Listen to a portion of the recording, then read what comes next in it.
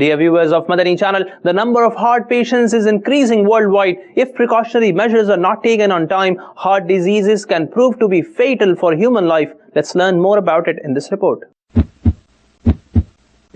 امراض قلب ایک موذی اور خطرناک مرض کی صورت اختیار کرتا جا رہا ہے. شاید یہی وجہ ہے کہ اس وقت دنیا بھر بالخصوص جنوبی ایشیائی ممالک میں دل کے امراض میں تیزی سے اضافہ ہو رہا ہے. ایک سروے کے مطابق اس وقت دنیا بھر میں تقریباً 35% اموات کی وجہ دل کی مختلف بیماریاں ہیں. تاہم شہر کراچی میں موجود وطن عزیز پاکستان کا معروف قومی ادارہ برائے امراض قلب میں ایسے لاتعداد دل کے مرض میں مبتلا افراد کراچی سمیت ملک بھر کے مختلف مقامات سے اپنے درد دل کی دوری کے لیے علاج کی غرض سے آتے ہیں، جنہیں دیکھ کر اندازہ ہوتا ہے کہ پاکستان میں یہ مرض کس حد تک اپنی جڑیں مضبوط کر چکا ہے.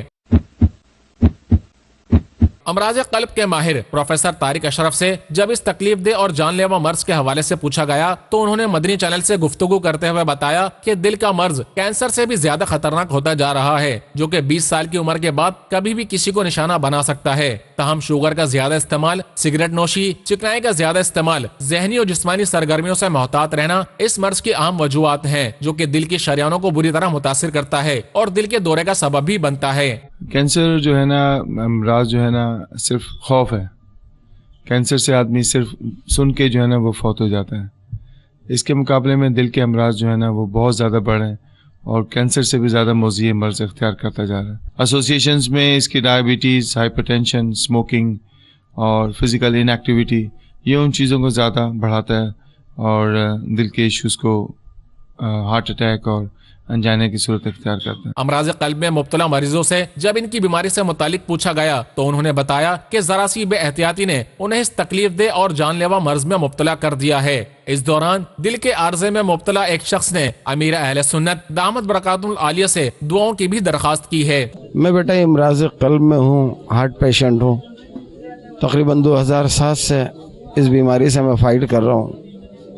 اب آ کے پوزیشن یہ ہے کہ یہ کہتے ہیں بائی پاس کرانا پڑے گا، بلاکیج بہت زیادہ ہو گئی ہے.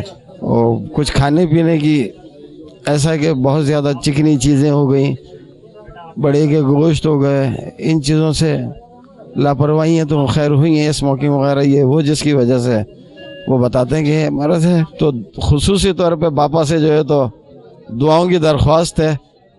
اللہ پاک جزائے خیر دے مدنی چینل کو، اور بس اللہ پاک شفا دے دے تو پھر مدینہ مدینہ ہو جائے گا. مرض اٹیک ہوا تھا میرے کو، کوئٹہ بلوچستان سے آیا ہوں، تو وہاں پہ 4 مہینے علاج چلائے. بولا آپ کے وال دو بند ہیں وہ چینج کرنے، دوائی کھاؤ، تکلیف ہوئے واپس آ جانا. ماہر امراض قلب پروفیسر طارق اشرف نے دل کے امراض سے محفوظ رہنے کے لیے احتیاطی تدابیر بتاتے ہوئے کہا کہ اس مرض پر قابو پانے کے لیے بچپن ہی سے ذہنی اور جسمانی سرگرمیوں کو اپنانے کے ساتھ ساتھ سبزیوں کا بھی استعمال یقینی بنانا چاہیے. تاہم دل کے امراض سے بچاؤ کے لیے مریضوں کو دین اسلام کے بتائے ہوئے اصولوں بالخصوص نماز کی پابندی بھی کرنی چاہیے. جب بچہ پیدا ہوتا ہے تو اس میں پھر اس کی غذا، فزیکل ایکٹیویٹی، یہ سب چیز وہیں پر ہی سے شروع ہو جانا چاہیے. بینگ اے مسلم، ہم لوگ اگر 5 وقت کی نماز پڑھیں، اللہ سے رابطہ رکھیں، تو سٹریسز جو ہے نا وہ ہمارے بہت زیادہ کم ہو جائیں گے. اور سیکنڈلی ہے سادہ غذا.